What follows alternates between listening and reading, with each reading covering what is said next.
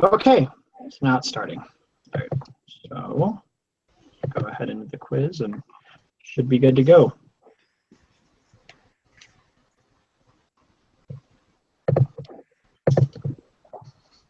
Okay. Oh, great. The normal probability applet, my favorite. Ugh. Okay. We are going to take this, that right there. Okay.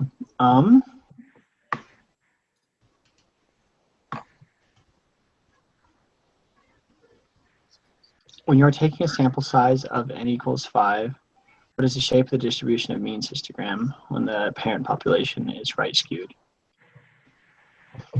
I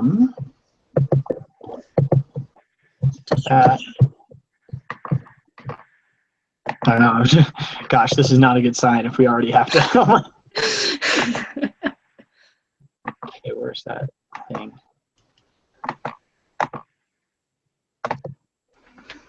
Well, doesn't it follow the rule of if the parent is one way, then If the parent is one way, then it should be the other. yeah, no, it should be the same. I think he's right because the sample size is very small, so it wouldn't be normal yet. So I think he's right. Okay. So it would just be Skewed, right? right. Sure. Yeah. Okay. You're taking a sample size of n equals 100. And this one is, I think that lesson 7 said that if it's anything above 20, it's considered normal for n. Is that That's right? what I read. Yeah, anything above 30. And above 30, that's what it was. Oh, okay, good. All right, that's done. So that one should just be normal then? Yes. Yeah.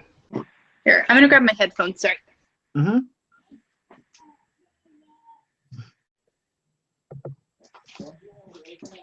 Okay.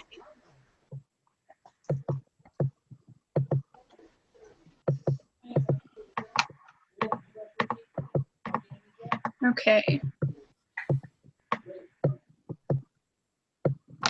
Okay. Taking a sample size of n equals 5, what is the distribution of means histogram when the parent population is normally distributed? So normal. Okay. Yeah. And then if it's normally distributed and it's 100, then it would also be normal, correct? Yes. Yes. Sorry, I'm looking this way, but it's because it's on there. Oh, yeah, yeah. Don't think I'm watching Netflix or something. Okay. When would the distribution of means be normally distributed?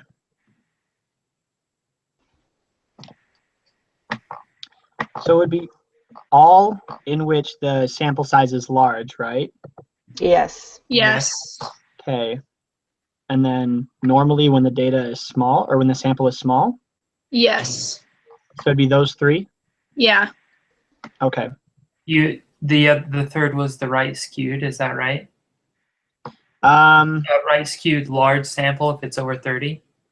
Yep. Yes. That was, we put normal for that one. Okay, so And then for 7, yeah, it just talks about under what circumstances would it be normal. I put normally distributed and small sample size, normally distributed and large sample size, and right skewed and large sample size. so it's A, B, and D. And B. Yeah, that's what I put for that Okay, one. that's what I was thinking. Okay. Okay. Best explanation of the central limit theory.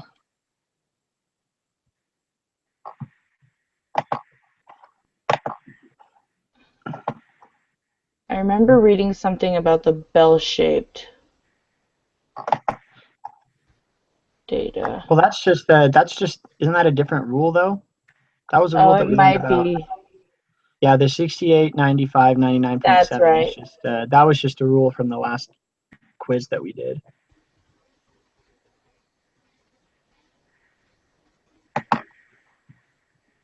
I think it's the last one. If the sample size is large, the shape of the distribution of sample means will be approximately normal. I think Well, you're I agree. But the first one is also right, but Oh yeah, that's true. I think it's just a bunch of true statements. It's just figuring out which one applies to. is the best. Yeah. Yeah. Hold on, I'm trying to see because the way they explain the central limit theory in the text, it made it just sound like it was a this like equation that you would use. I had a hard time understanding it. It was just like an equation that you use that magically makes everything a normal distribution or a normal sample size. when you look at the answers from the prep, because it says to like define it, and I didn't know the answer because you're right, I looked for it and it doesn't really say specifically. But the prep gave an answer and says that the theorem states that if the sample size is large, the sample mean will be approximately normally distributed. So I think it's the last answer. Nice. Okay. Because I think they do all apply to a rule of some kind. Okay. So I need a piece of paper to answer these now because that's so hard. Okay. All right. So let x be a random variable with a population mean of 10 and a standard deviation of 6. Okay, that was the equation. That should be the equation at the end of the lesson, if I remember right. Well, so I think the first answer, the population mean, is the same as the sample mean. Yeah. Correct. Yes. That would be the parent population, right? Yes. It would just be Yeah. 10. Yeah, for the first one. But then, yeah, Brian's right. The second one is the equation. Mm-hmm. So now we're Right. calculating the standard deviation of it. So wait, are we on 9 or did we already? 9 is just the same as the mean that's given in the instructions. Oh, okay. Yeah. That's what I thought. Okay. I just missed that part. Okay.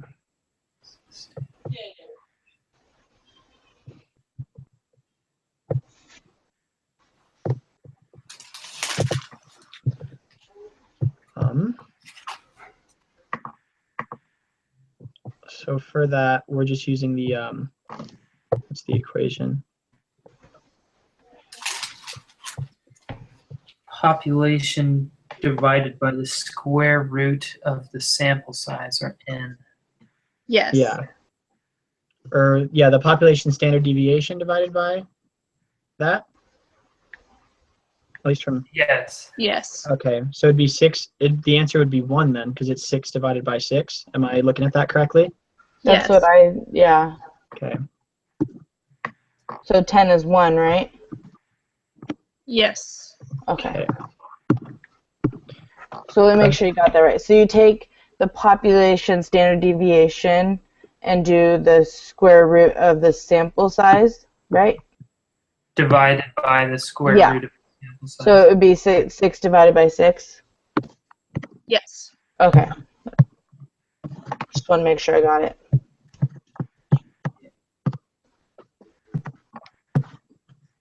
Yeah. And then the next one, because it's over 30 in the population, that would be considered a normal distribution, right? Yes. Yes. Okay. And then, Wouldn't it be the central? No. that would be it. Actually, because I'm looking at the paragraph, because I kind of am a little foggy on the law of large numbers, and I looked at it, and in the paragraph about it, it says the central limit theorem states that if the sample size is large, that x will be approximately normal. The law of large numbers states that the sample mean x will be close to, I believe, the standard deviation or the mean. It'd be close to the mean. So yeah, the one that talks about large sample sizes in distribution is the central limit theorem. Okay, so 12 is the central limit theorem. I think so, at least from what I read right here. That's Okay, making that's what sense to makes me. sense to me. Okay. All right, so I can go ahead and try it out and see what we get. Okay.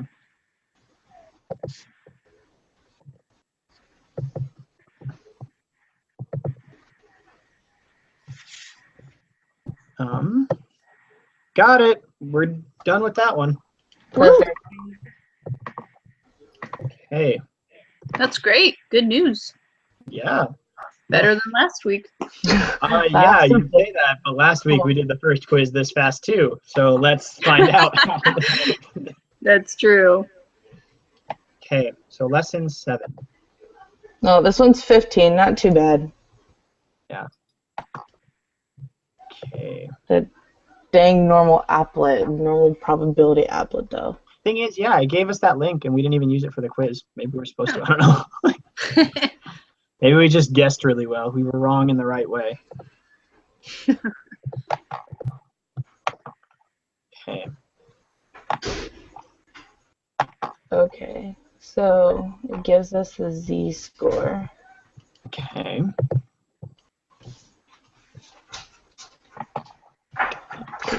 So we need to go to lesson 7 over here now.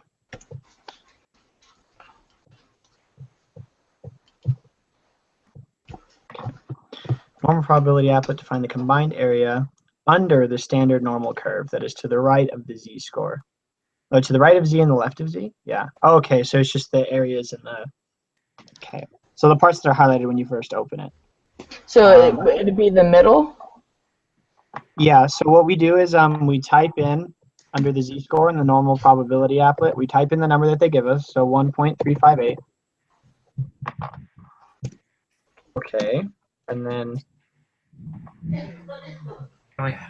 we find the combined area curve, like, so to the, yeah, I think that's right. So it's just the parts that aren't in the hill. Am I looking at that correctly? Am I reading that question right? I Well- think so. Well, Yeah, so it would just be the sides, not the middle, Yeah, Right. which would, right. 0.1745. yeah, Okay, Yes. and we're rounding it to how many? 3 places, so 0.175. yes. Yes.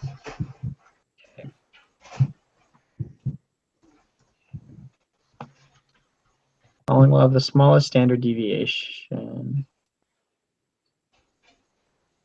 Okay.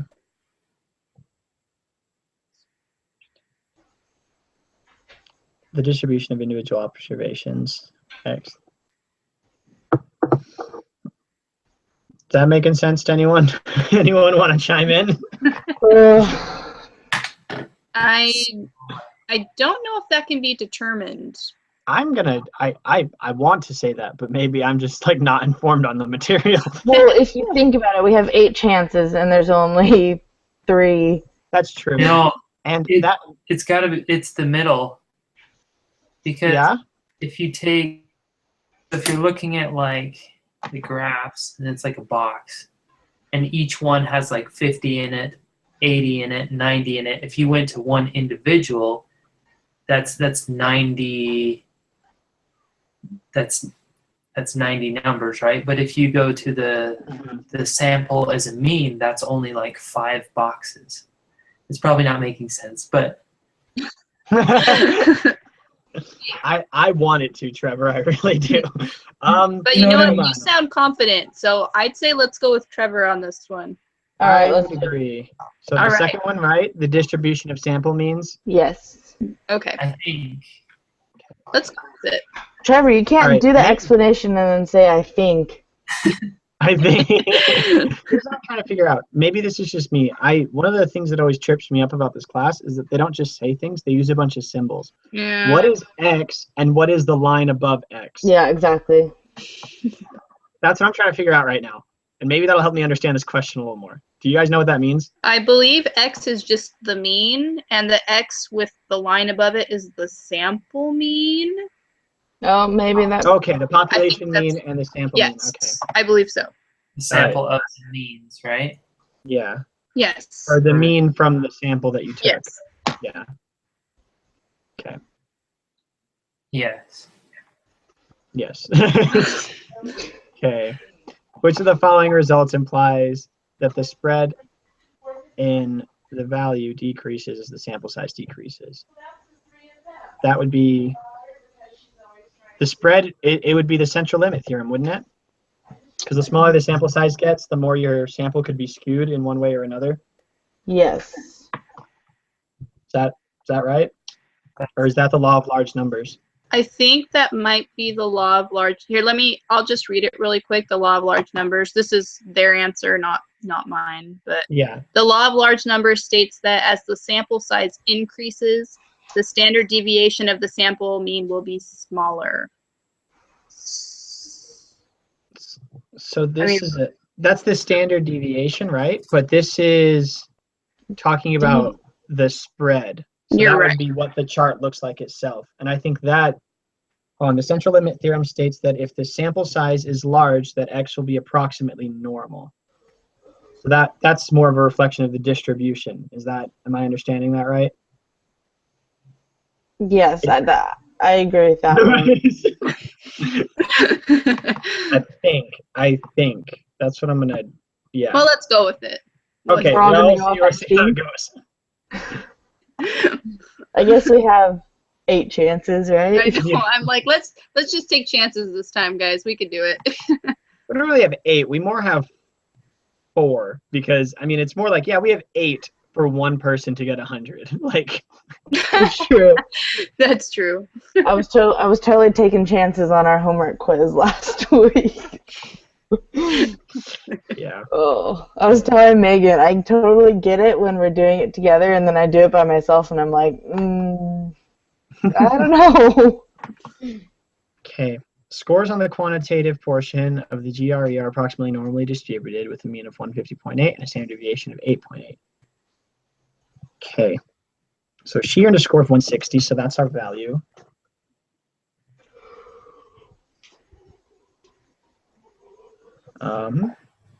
What is the z-score? All right, so we have that equation for that. It's at the end of lesson 7. They give it to us. It's so it'd be x minus m divided by O population. Is that correct?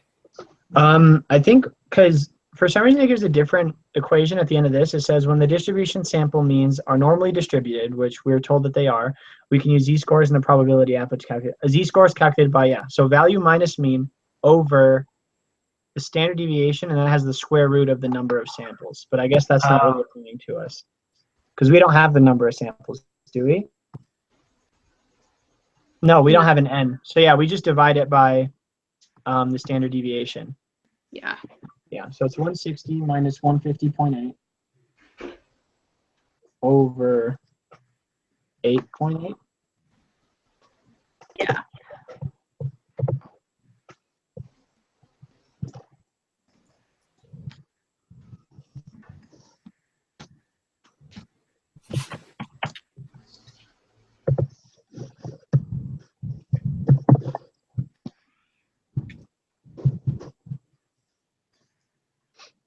What did everyone get for that? 1.045. That's what I got. Yeah. Okay, that's what I got too. Awesome. Wait, hold on. Is that what it's asking us for? Yeah, it's just asking us for the z-score Yeah. right now. Yeah, just the z-score. What is the probability of randomly selected student that will score above 160? So now we would put in the z-score into the normal probability applet. Okay. Then it's only what's above.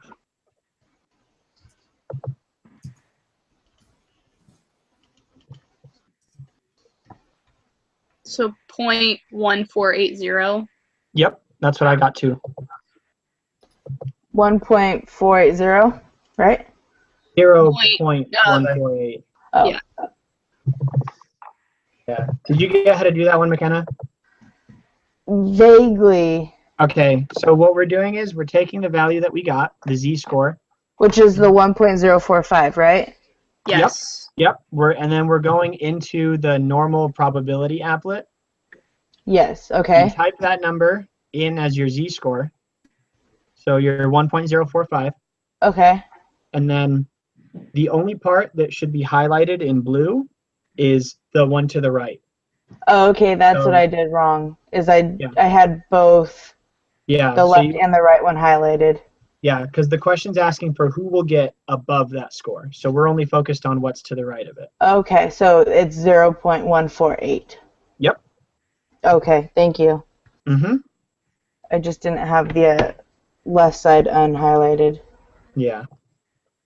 Okay, we are on question 8. Sample of 5 students. What is the z-score corresponding to the sample mean of these student scores? Okay, so we just take the mean of that first.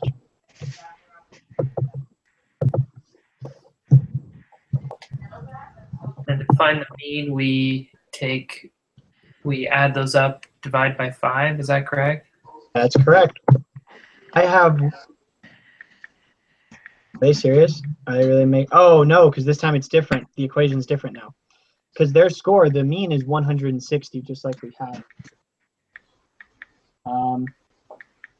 But now it's 160 minus 150.8 over the standard deviation, which is 8.8, divided by the square root of 5. Is that right? Wait, so you got 150.8 from the top. Okay. Yeah, that's the number that they give us for the mean. So we're doing 160 Mm-hmm. minus 150.8. Yep, and that's the top of the fraction. And so then the 9.2. Yep, and then I think we have to do more math before we divide it by the last number. Am I understanding that right? Because at the bottom of chapter 7, it gives a different equation when you have a sample size number. Instead of just dividing it by the standard deviation, you divide it by the standard deviation divided by the square root of the number of samples you have. Is that right? I think that's Okay. Yeah. All right. So let's see. What do we got here? 60. I don't think I'm doing it right. So once we have the 9.2, what is the bottom of it again? So it's going to be 8.8 divided by the square root of 5, and that's the bottom of your fraction. That's 8. Square root of, nope. So clear. I gotta find out what the square root of 5 is first. and then write down that giant number. It's 2.23606797775. Yeah. I'm gonna go 3 or 4 places. Like, I'll go 4 places. So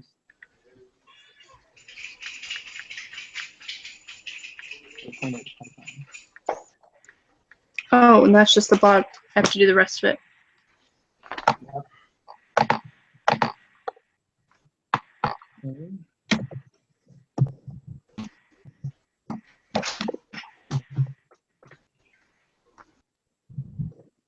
So for the bottom, did you guys get 3.9355? Yep, Yeah. that's what I got. Okay. So then do we take the 9.2 and divide that by the 3. 935. Yes. Okay, so we're only doing 1.5, right? I'm actually just gonna do 936. That's just me. I think we'll get close enough to the same answer. Because it keeps emphasizing 3 decimal places. I think it did say at the top, though, not to round it until the end. Well, how are we? I don't know. Just Oh take yeah, it says do not round until your calculation is complete. Okay, I finally got it. It says when calculating anything, please remember to round to 3 decimal places unless otherwise specified. Do not round until your calculation is complete. Okay, McKenna, I think you went 1 decimal place further than I did. Did you, or did you stick with the? Did you stick with 9355, or did you do 936 for the bottom? I am doing it right now. With which number? The 9355, and that was with the 9.2 divided by 3.9355, I got 2.3376. Like a big number. Okay. That's close to mine, and Um, I did 3.93547 was the one that I had used to divide by, and her number is the same as mine with the 3 decimal places. So Okay, it's yeah. 2.337. Yeah. Well, round and then round it up. 3. Yeah. So 2.338. Yes. Okay. So is that our answer to 8, right? Yes. Okay. Oh wait, is it? Yeah, that's the z-score. Finally got to it. Yes. Okay. And now we're doing the same thing we did for the last problem. So we put that z-score into the thingamajig. Okay. So 2.338. All right, yeah. And then same thing, we're calculating for who would get greater than that score. So 0.013. 0.0097 is what I got. Yeah. Wait. You have just the right side highlighted, McKenna? Oh, I put it, never mind. I put 2s instead of 3s. Okay. And this one does say to use 4 decimal places, so we'll just use the whole number this time. So you guys got 0.0097, right? Yes. That's what we got. And we're just putting that whole number in. This time it's 4 places. Okay, so we're putting that exact number in. Yes. Uh-huh. Okay. Okay. All right, suppose the GPA of students at BYU Idaho is 3.5. The mean GPA, well, I doubt that, but the mean of students at BYU Idaho is 3.5. Standard deviation is 0.7. Small number of distribution is left skewed. Random sample of 81 students will be drawn.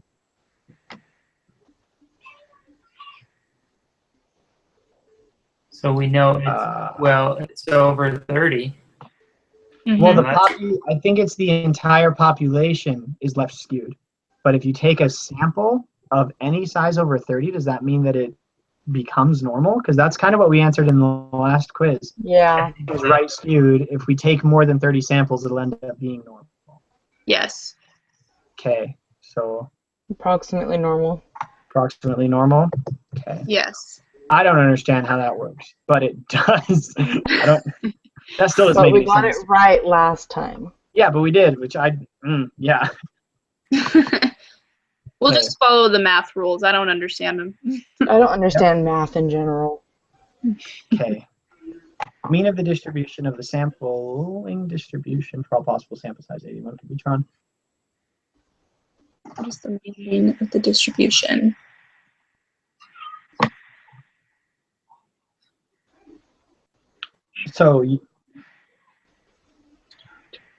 So now we have to try to find the mean. Is that correct? Do we have all the other information? We have the number of samples. We have the standard deviation. We don't have a value though. But Oh, I don't know. Let's see. it says suppose the mean GPA is 3.5. Yeah, it gives us the mean. Like we have all the, but we don't have a z-score, and I don't know what we're calculating for. Yeah. Like And so all it says is what is the mean? of the Of the distribution. distribution.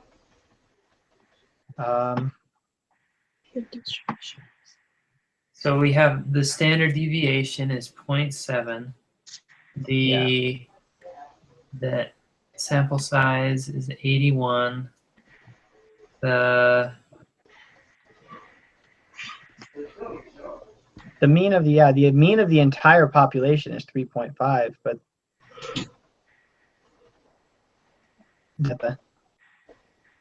I don't know. Does it matter if it says that it is well known that this distribution is left skewed? Oh, well, that would be the same thing then. If it's the mean of the distribution, then that means the parent mean was 3.5 too, right? Because it's always going to be the same. The means are the same, but so then can we say that it's the one we have, the 3.5? 3.5, yeah, that's what it says the mean is. Because if this mean is 3. or wait, the mean of the distribution Sample. of the sample means. I think it's 3.5. I'm gonna look at the lesson.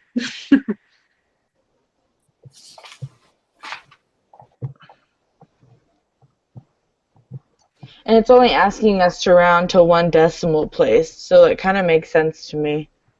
It would be, yeah, it would be a GPA. Sure. But so are we just going to go with that? We're going to go 3.5? That's what I would think. Okay. Yeah, because he's right. The mean of the sample is the same as the mean of the population or the parent. Yeah, because the if it becomes normal, then it would match the. Yeah, Okay. 'cause the distribution is left skewed. Okay. What is the standard deviation of the distribution of the sample means? For all possible samples of the 81 can be drawn from the parent population. So there's a way of calculating that differently. I think that's what we were doing with dividing by the standard deviation divided by the number, the square root of the number. Oh yeah. Okay. I think it's the same one.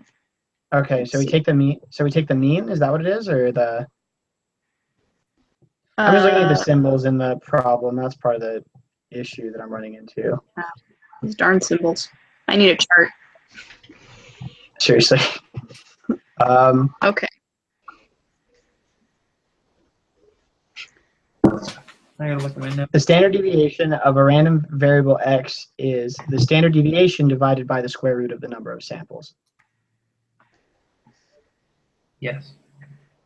Yeah, so it's 0.7 divided by the square root of 81.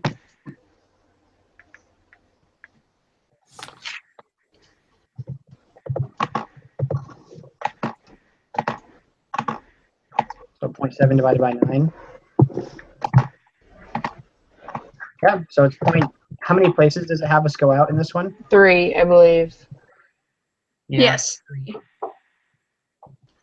So I got 0.0 and then just all sevens after that. That's what I got. That's what I have as well. Same. Okay.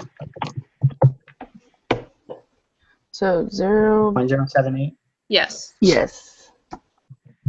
Okay. Probability that the mean GPA for 81 selected students will be less than 3.3. So now we're looking at a probability value of that. The p-value is calculated by finding the area under the norm. Okay, yeah. So it's the same thing we were just doing this whole time. So now we have all the numbers to calculate that. We have a value is 3.3. Subtract the mean, which is 3.5.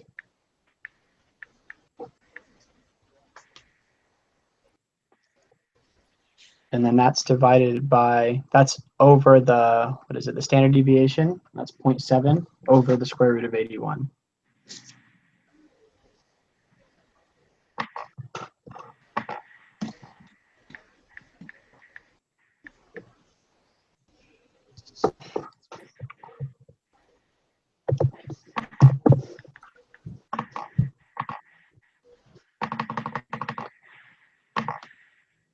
Did you get negative 2.571?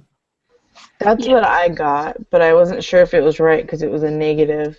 No, it can be either. It can be negative or positive because we're just putting it into the normal probability applet. And it'll give us it on both ends.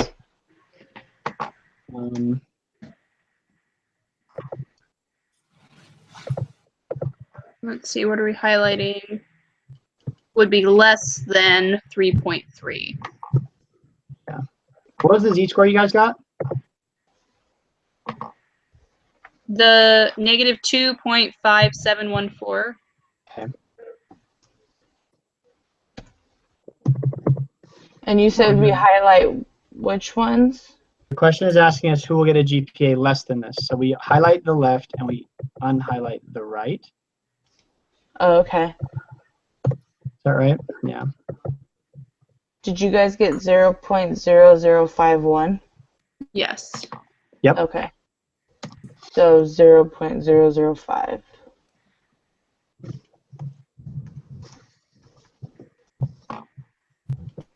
Wait,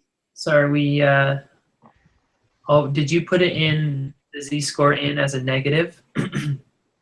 Yeah, you can put it in on either column and it'll create, because like if you look at your normal probability applet, there's a z-score on the left that's negative and a z-score on the right that's positive. So it doesn't matter which number you get, it's going to put them both in for you.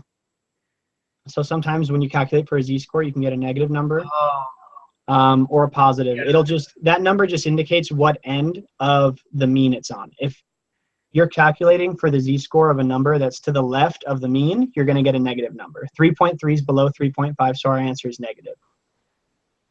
okay, gotcha. So and then for the next one, you just highlight the right, right? and I got the exact same number. Yeah, that's what I got too. Well, wouldn't that include the middle? No, because it's a, oh wait, yeah, it's everything greater than 3.3. So we would Right. include So it would just be everybody else because we just did less than 3.3, and then everyone above would be the rest of the population. So Yes. 0.994. Yes. 0.995. Yeah. Yeah, Oh. because it's 0.994. Oh, that's right. Yeah. Yeah. Yes. Well, dang it, that seemed like such a good question to end on. Why is there another question? Okay. United States Coast Guard. Okay, so we have a mean is 185.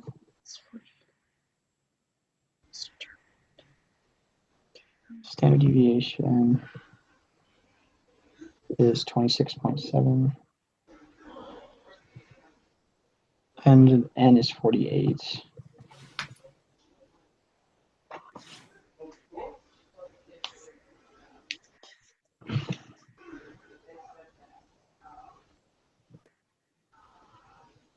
Sample mean is 177. Find the probability that a random sample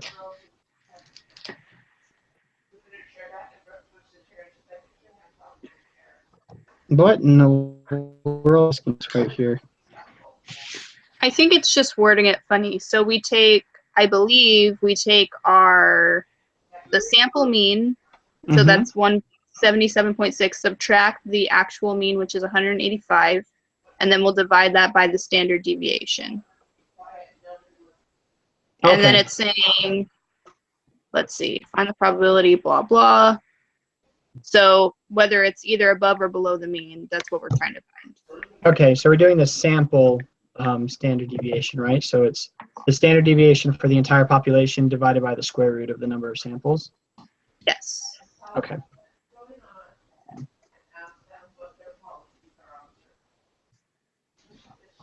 Well, I guess we don't know the number of samples, so I think we just use the regular standard deviation. Is that right? No, we have a sample number. Do we? It's Oh, okay. Random sample of 48. Oh, you're right. Okay. Yeah. Then yes, do that. Okay. Guys, we're on the last question. This is so exciting. Well, it'll be exciting if we get these right. Yeah, I know, but I don't know. This wasn't as like confusing as the last one, so I'm a little. Can you guys explain the 15? I got a little lost. Me 15? too. Okay, yeah. So it's giving us the same data that we had basically for the last problem. We're given a value. It just says it's the mean of the sample. That's what we're using as our value. So that's our x. So and then we're the using the numbers. mean is 177.6. That's the sample mean. So they took 48. That was their sample size. Okay. So that's the number that we need. Their mean was lower than the mean of the population. The population mean is 185. That's in the first sentence there at the beginning of the paragraph. So what we're calculating for, honestly, we're just calculating the z-score, and we're going to use the applet again. Okay, so what's the equation? How do you get the... So the equation is you take the value that it gives you, so the sample mean. So it's just like the equations we've been doing, the one we did for the last problem even. Okay. So it's 177.6 minus the mean, which is 185. Okay. And then And you do, got a negative number. Yep. So we're going to get a negative number for our z-score when we calculate it. Okay. And then that's the top of the fraction there. The bottom is going to be the standard deviation that they gave us, which is 26.7. And you divide that number by the square root of the sample size. And it says in the paragraph here, they did a sample of 48 passengers. Okay. Does that make sense? Yes. Yes. Thank you. So when you guys got the square root of 48, did you do like 6.9282 or 6.928? I did I just kept going. I went until, You just kept I using just went the really number? far, yeah. Okay. I'm not rounding until later, so I got 1, 2, 3, 4, 5, 6, 7. I took 9 of the numbers, so it should be hopefully accurate. But it's Yeah. math, so you never know.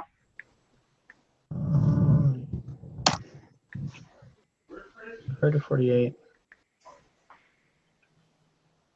Yeah, I think I'm just going to do 928. I just try to do it until I don't have to round up anymore. Does that make sense?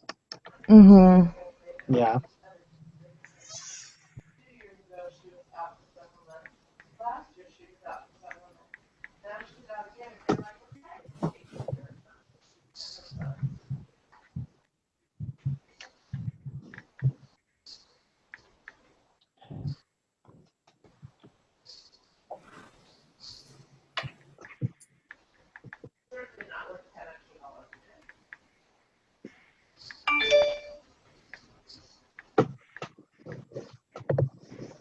Did you guys get negative 1.92008? Say that one more time. Negative 1.92008. Well, it only goes out to 4 places on the applet. So I got the same thing you did. I got Okay. 1.9201. I just left the number positive because it really doesn't make a difference. Because when you type it into the z-score, it does both. But yeah, I have the same number you do. Okay. So how many places are we supposed to go? 3 places. The applet goes 4 places. So I got 1.9201. Okay. So the number I got was negative 1.920176 something. Yeah. So I don't know if that matters. Probably not. I don't think at that point. Mine's basically the same, negative 1.920083. Okay. Yep. That's what I And you would thought. round it and be 9201. So actually, it just goes to, it only Well, goes 3 places on here. Right. So since it only goes 3, then it doesn't matter. Yeah. 1.920. And we're testing for the extremes. So it's just the areas that's not the hill in the middle. So we highlight the left and the right. And that should be our answer. So it's 0.055. Yeah. Does it say 3 places on their answer? Yes. Yes. Okay. So yeah. Yeah. Either above or below the mean. Okay. Okay, I can submit. Okay.